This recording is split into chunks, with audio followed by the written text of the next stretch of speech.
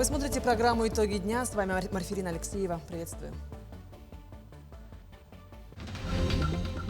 С 1 июня работающие родители, воспитывающие 2 и более детей, могут подать заявление на получение ежегодной семейной выплаты. Новоиспеченным мамам вручили автолюльки. Необычная благотворительная акция прошла в перинатальном центре Якутска.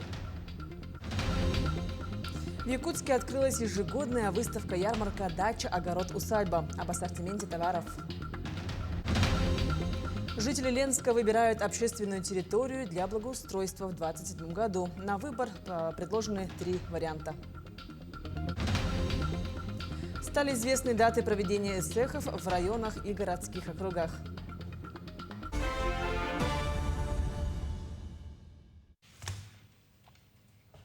Делегация Якутии примет активное участие в предстоящем Петербургском международном экономическом форуме, который пройдет с 3 по 7 июня в Санкт-Петербурге. Планируется подписать соглашение с крупными российскими телекоммуникационными компаниями для развития новых видов связи.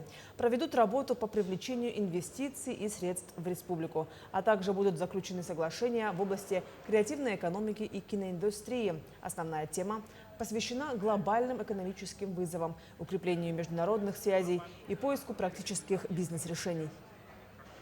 Петербургский международный экономический форум представляет собой значимую площадку, где запускаются инициативы, которые определяют экономическую повестку на годы вперед. В этом году планируется к подписанию порядка 30 соглашений. Диапазон направлений достаточно широкий, начиная от цифровизации, энергетики, транспортной, телекоммуникационной инфраструктуры и заканчивая вопросами жилищного строительства, поддержки семей, развития креативной экономики, образования и Арктики. Более 69 тысяч тонн груза доставили в населенные пункты и предприятия в рамках идущей навигации на основных речных артериях Якутии. Так, особое внимание приходится на реки Амга и Вилюй. Туда необходимо будет доставить порядка 90 тысяч тонн жизнеобеспечивающих материалов и товаров до конца июня. На данный момент уже 4 тысячи тонн из 10 необходимых были по Амге. Всего в рамках навигации будет перевезено около 1 миллиона тонн грузов. Для этого будет задействован больше 700 судов. На сегодняшний день, как сегодня уже доложился Якутская ГМС о том, что у нас есть поддержание воды, уровня воды, на сегодняшний день надеемся, что по реке Амга у нас в первой декаде июня завершим все работы. По Вилюю у нас идет тоже. Но эта река у нас регулируемая, Вилюйская ГЭС у нас существует. Будут осуществляться судоходные попуски, которые поддержат судоходную обстановку. Далее у нас уже начинаются основные перевозки по реке Лена и по реке Алдан. Далее уже 25 у нас будет открыта арктическая навигация. С 1 июня текущего года работающие родители, воспитывающие 2 и более детей, могут подать заявление на получение ежегодной семейной выплаты.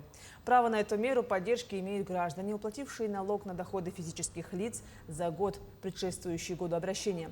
Выплата назначается 1 раз в год. Об этом сообщают в отделении Социального фонда России по Якутии. Получателями семейной выплаты могут стать нуждающиеся семьи, чей среднедушевой доход на каждого члена семьи не превышает 1,5-кратной величины прожиточного минимума в регионе. Необычная благотворительная акция прошла в перинатальном центре Якутска в рамках социально-просветительского проекта «Безопасная дорога для малышей». Новоиспеченным мамам вручили автолюльки, устройства, которые используются до 1,5 лет малыша. Подробности далее. С 2018 года волонтеры организации «Большая семья» оказали помощь сотням нуждающихся из 33 населенных пунктов 16 районов республики. Помогают чем могут в ремонте, в одежде, в питании и так далее. А в прошлом году руководитель организации Альберт Васильев узнал о существовании проекта «Безопасная дорога для малышей» и подал заявку. Услышали об этом проекте в прошлом году еще, что предоставляется возможность получить бесплатную аренду автолюльки. И в конце февраля этого года я получил, наша организация получили эти автолюльки и вот начали постепенно выдавать. Всего семьи получат 35 устройств. Первую партию желающим вручили в торжественной обстановке, приурочив мероприятие к грядущему Дню защиты детей. Среди первых счастливых обладателей автолюльки – студентка Нарьяна Попова. 2 месяца назад девушка стала мамой и теперь, как никто другой, понимает важность такой помощи. Автолюлька является очень кратковременным таким, можно сказать, приспособлением, чтобы ребенок мог передвигаться. Но потом, когда он уже взрослеет, он уже садится на основное автокресло. Я думаю, очень хорошо, что есть такие вот акции, которые дают возможность людям не покупать, а вот именно пользоваться. Как отмечают в госавтоинспекции, отсутствие автолюльки в машине с ребенком может не только навлечь на водителя штраф, но и куда более серьезные последствия. В этом году специалисты уже зафиксировали 33 аварии с участием несовершеннолетних. Штатный ремень взрослого не рассчитан на ребенка, а при резком торможении вес тела возрастает многократно. Удержать младенца на руках невозможно. Только автолюлька спасет его здоровье и жизнь. Если вы также нуждаетесь в автолюльке, отмечают в ГАИ, с этой просьбой можно обратиться в организацию «Большая семья». Сейчас волонтеры ведут набор заявок от желающих обезопасить своего ребенка. Сарглана Неустроева, Илья Сыромятников, Якутск. На заседании Постоянного комитета по земельным отношениям, природным ресурсам и экологии парламента Якутии депутаты рассмотрели поправки в Земельный кодекс республики. Законопроект предлагает расширить круг членов семей погибших участников СВО, имеющих право на бесплатное получение земельного участка. В настоящее время в этот перечень входят только супруги, родители и дети. Депутаты предлагают включить в него братьев и сестер при условии, что они совместно проживали с погибшим, а иные близкие родственники отсутствуют. Также парламентарии рассмотрели изменения в экологический кодекс РСЯ для обеспечения воспроизводства лесов в местах произрастания спелых и перестойных насаждений. Предлагается разрешить заготовку древесины государственным учреждениям республики. Кроме того, в ходе заседания был обсужден вопрос упорядочивания очереди на предоставление земельных участков для многодетных семей в городе Якутске.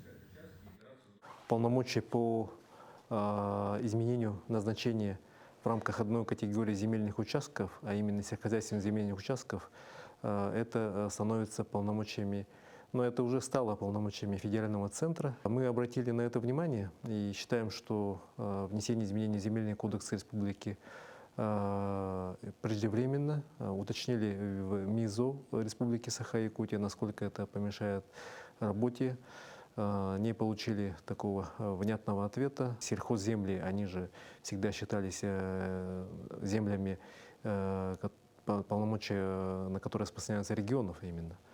И мы сегодня вот отклонили этот законопроект, который к нам поступил, потому что считаю, что у наших сельхозпроизводителей, у жителей наших наследников, у которых есть земельные участки в составе земель сельхозназначения, они должны иметь право менять в рамках одной категории все это достаточно быстро. С самого начала спецоперации военнослужащие СВО и члены их семей, решившие открыть свое дело, найти работу или развить подсобное хозяйство, могут подписать социальный контракт. В его рамках государство оказывает финансовую помощь от 200 до 350 тысяч или же представляет выплаты при трудоустройстве и во время обучения. Такую помощь получили 852 участника СВО и члены их семей. Заключить соцконтракт можно в Государственном фонде защитники Отечества, в территориальных органах соцзащиты или подать заявление через госуслуги. В законодательстве произошли изменения с начала этого года, и для демобилизованных участников специальной военной операции введены дополнительные преференции, а именно их заявления, если они подают на создание собственного дела путем поддержки социальных контрактов, мы рассматриваем эти заявления без учета доходов их семей. В этом году уже заключено 67 социальных контрактов с участниками специальной военной операции или с их семьями. Более 18 миллионов рублей уже направлены на эти цели. 10 лет доблести и чести. В этом году Всероссийское движение «Юнармия» отметило 10 лет. В рядах бойцов сегодня состоят несколько сотен алданцев. Юные патриоты реализуют все возможные акции и выполняют массу важных задач. К напутствиям, которые защитники Родины получили в свой праздник, присоединились и наши коллеги. Дав присягу верно служить отчизне, они добросовестно выполняют свой долг. В стенах районного дома культуры состоялось чествование юных защитников Родины. Торжественная церемония была посвящена десятилетию Всероссийского детско-юношеского военно-патриотического движения «Юнармия». На сегодняшний день у нас 9 юнармейских отделений. Это у нас Ленинские, Солнечные, в Алдане, в Куранахе, в Тамоте. И показывают достаточно на высоком уровне. В показательных выступлениях юнармейцы продемонстрировали навыки и достижения. А строевую подготовку, четкость выполнения команд и слаженность действий бойцы раскрыли в смотре-конкурсе знаменных групп. Программа выступления у каждого отряда была отработана до деталей. Тем не менее, и ребята, и их командиры очень волновались.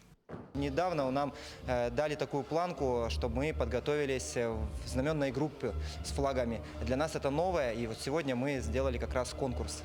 В настоящее время в Алданском районе в рядах юнармейцев состоят несколько сотен детей и подростков. Бойцы принимают участие в событиях не только районного, но также республиканского и всероссийского масштабов. Достойно выступают на соревнованиях, присоединяются ко всевозможным акциям и выполняют массу социально и исторически значимых задач. Наш отряд постоянно на протяжении всего года активно занимается, тренируется, участвует в районных во всех мероприятиях, городских, а также и в республиканских. Много ребят награждены орденом 3-й доблести, юнармейской доблести. Защита Отечества – это непрерывный труд, требующий полной самоотдачи, силы и выносливости. Между тем, по мнению юнармейцев, бессрочное служение отчизне – это здорово. О дембеле и гражданской свободе не мечтается. Я просто увидел, как мои старшие ребята занимаются, и решил стать одним из них. Вот. Сколько занимаюсь? Занимаюсь уже года 3 где-то. Вот, перешел сейчас в старшее звено. Юнармейцы самого первого районного отряда, образованного в 2016 году, уже взрослые. Многие ребята связали профессию с военным делом. Часть бойцов передает опыт молодой смене. Бывший боец алданского отряда юнармии Константин Решетин сегодня инструктор. В юнармии я состою с 2018 года. Попал тогда вообще случайно, знакомый позвал просто. Вот пойдем попробуем.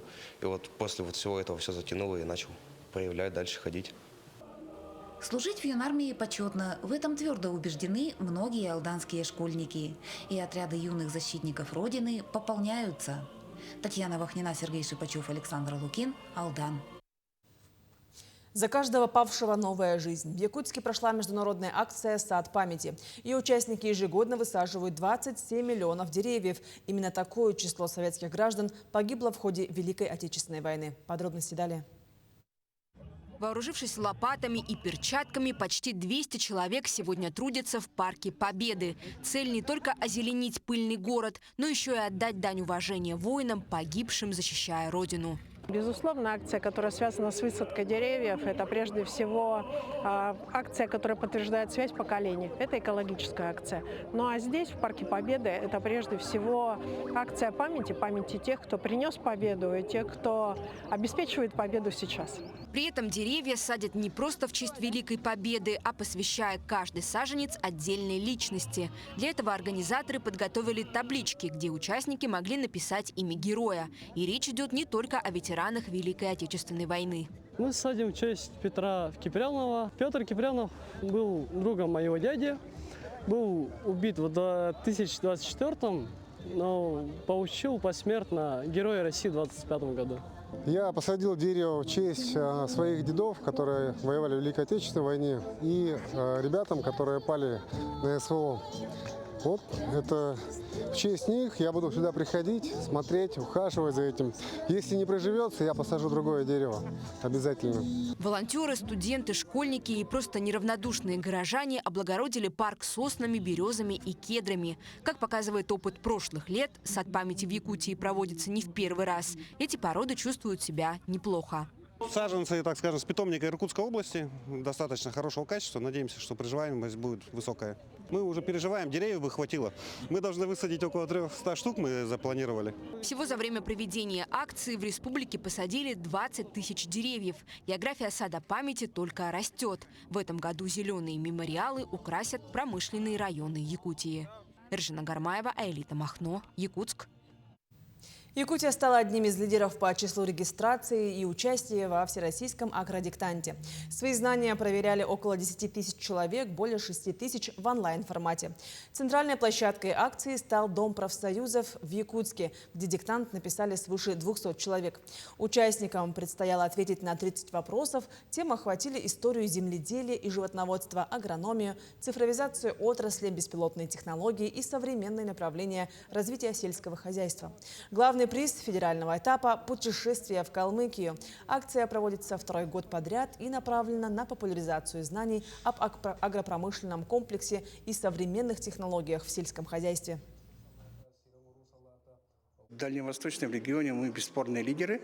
Мы, наверное, раза в 2-3 больше, чем все дальневосточные регионы вместе взятых. Ну, как-то вот наш социум очень хорошо отреагировал. Большинство у нас участников из города, как ни странно, соотношений примерно равных. И много взрослых без профильного образования. То есть простые люди, домохозяйки, и люди, которые на пенсии сидят, все они активно работают. И у нас онлайн больше 6 тысяч. В Якутске открылась ежегодная выставка-ярмарка «Дача, огород, усадьба». В этом году она проходит уже в 16-й раз и традиционно собирает большое количество жителей и гостей столицы республики. Более 60 садоводов и огородников представили широкий ассортимент продукции – от рассады и саженцев до товаров для дачи и усадьбы. Подробности далее. Для многих якутян дачный сезон уже стартовал, поэтому спрос на рассаду, цветы и плодовые культуры особенно высокий. Посетители внимательно изучают ассортимент, консультируются с продавцами и выбирают растения для будущего урожая. Мы купили многолетний цветок, лилейник. Он будет разрастаться и красивый желтый цвет превратиться. Цена очень даже нормальная. Ага, свежая, корневая система тоже очень хорошая. Один цветок 400 рублей, я тут купила 2. В том году я пионы приобрела, нынче уже неделю назад я уже клювики видела, уже клювики были. Организаторы отмечают, что такие ярмарки помогают не только приобрести необходимые товары для сада и огорода, но и поддерживают интерес жителей к дачному хозяйству и обмену опытом между огородниками. Сейчас очень интересно то, что не просто картошку, огурцы, помидоры сажают наши жители города, а пробуют себя. Очень популярна сейчас клубника фрига, уже который год очень успешно выращивают. Еще очень много саженцев приезжают из других регионов, из других улусов. Одними из постоянных участников ярмарки остается семья Долговых. Многие якутяне хорошо знают их продукцию и ежегодно приходят именно к ним. Уже несколько лет они выращивают различные саженцы, яблони сорта ранетки, а также вишню. Уже во многих улусах зимует, получаем положительные отзывы от наших покупателей. В этом году отзыв даже пришел с Белой горы, это Заполярье, и там она вишня первые ягодки дала. Мне покупательница рассказывала, вот буквально неделю назад. Она в холодных местах типа Каймикона, рядом с Аймиконом она зимовала. Не меньшим спросом на ярмарке пользуются товары для благоустройства дачных участков, материалы, качели и геотекстиль. Выставка-ярмарка «Дача, огород, усадьба» продолжит работу на Комсомольской площади до 31 мая. И у якутян еще есть возможность приобрести все необходимое для нового дачного сезона. Даяна Федорова, Нюргун Старостин, Якутск. Жители Ленска выбирают общественную территорию для благоустройства в следующем году в рамках федерального проекта формирования комфортной городской среды. Но активность голосования пока невысока. Свои голоса отдали чуть больше 3500 человек. А для включения проекта в программу городу нужно набрать еще 1500 голосов. На выбор предложены 3 варианта. Памятник ямщикам – тройка. На улице Набережной – благоустройство улицы Аюнского или создание мини-парка. Администрация города уже добилась заметных успехов, обустроила путь к реке, детскую площадку на улице Джиникидзе и провела первый этап благоустройства парка, которым активно пользуются горожане. Самое главное – не остаться в стороне, принимать участие в голосовании. Оно у нас проходит до 12 июня текущего года. Сегодня мы набрали примерно 3500 голосов, то есть нам необходимо еще как минимум 1,5, чтобы уже точно быть уверены, что в конкурсе мы участие примем и, возможно, победим. И, повторюсь, сможем привлечь для благоустройства нашего города финансирование из федерального бюджета. Конечно, это очень важно, это очень значимо, потому что любой конкурс, любое привлечение средств – это, опять же, способность и возможность сделать наш город лучше. Жители и гости Якутска выбирают новое название для площади Водяновой. Сквер «Обнаженные сердца» сегодня проходит через масштабную реконструкцию и открывается уже под другим названием. Открытое же голосование среди жителей прошло на Талом озере. Подробности узнаем далее. В течение дня бюллетени постепенно заполняли ящик. Голосование сопровождалось ярким концертом и ярмаркой. Посетители мероприятия смогли внести свой голос за один из 6 предложенных вариантов. Приведенные наименования не случайно. Их придумывали и предлагали ранее сами горожане. Я очень болею за свой город душой, сердцем. И я выбрала название «Сердце Талое», потому что действительно это место стало сердцем нашего города. И мы, я считаю, достойны такого названия. Мы выбрали «Сердце Талого», потому что, получается, Талое озеро, и тут все равно дети играют, и, получается, начинается с детей, да, все, поэтому «Сердце Талого». Также волонтеры помогли каждому желающему проголосовать онлайн за объекты благоустройства, которые построят или так же, как и площадку Водяновой, обновят. В этом году окружная администрация представила на выбор 9 общественных территорий. Решил проголосовать сегодня за сквер работников здравоохранения, потому что я считаю, что все-таки медицина, она должна быть на первом месте. Мне кажется, что для них сквер, а именно для работников здравоохранения, самое то. Реконструкция проводится в рамках федерального проекта формирования комфортной городской среды. Вместе со сквером имени Гагарина площадка Водяновой получила эту поддержку благодаря голосованию в прошлом году. В прошлом году принимали участие в рейтинговом голосовании такой объект, как сквер «Обнаженные сердца». В текущем году уже у него проходит реализация, подрядчик определен, ведутся строительно-монтажные работы. На данный момент там уже демонтировано старое оборудование. Планируется по срокам завершить до 1 сентября. Новое название для строящейся площадки будет известно в течение ближайших недель. Сегодня каждый житель вправе решать, какие общественные пространства нужно строить и благоустраивать в его городе. Диана Антонова, Иван Царакаумов, Якутск. Главный национальный праздник Исэх вновь соберет тысячи гостей по всей Якутии. Стали известны даты проведения торжества в районах и городских округах. Итак, Исэх Туймады традиционно пройдет в местности Усть-Хатын города Якутска 27 и 28 июня. Ключевым событием республиканского масштаба станет Исэх Олонхо, который состоится 4 и 5 июля в селе Кабяй Кабяйском Улусе.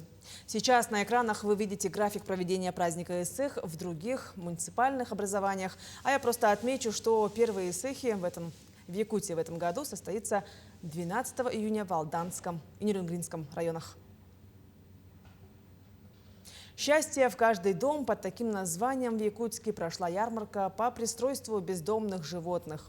Горожанам представили 20 кошек, полностью готовых к переезду в новые семьи. Все животные здоровые, привиты и имеют необходимые документы. За первый день акции «Новый дом» обрели 4 питомца. Каждую кошку передают владельцам вместе с ветеринарным паспортом и пакетом документов от приюта. Организатором выступило волонтерское движение «Помоги выжить». Волонтеры также сопровождают хозяев на этапе адаптации животных в семье. Ярмарка продолжит работу в эти выходные на Комсомольской площади с 10 до 18 часов. Да, нравится, очень многие подходят, особенно детишки, конечно, да. Ну, забирают, конечно, так тяжелый пристрой. Ну, все у нас спасенные кошки, кто-то с улиц, кто-то с подъездов, многие экстренные были, мы пролечили, вакцинировали, стерилизовали и теперь ищем дом.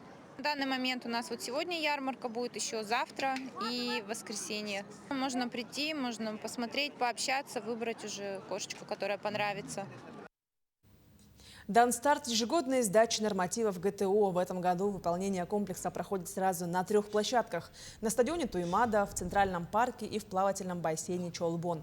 В течение 3 дней участникам предстоит проверить себя в силовых, беговых и прикладных видах программы ГТО. Для сдачи нормативов всем участникам необходимо предъявить медицинскую справку о состоянии здоровья.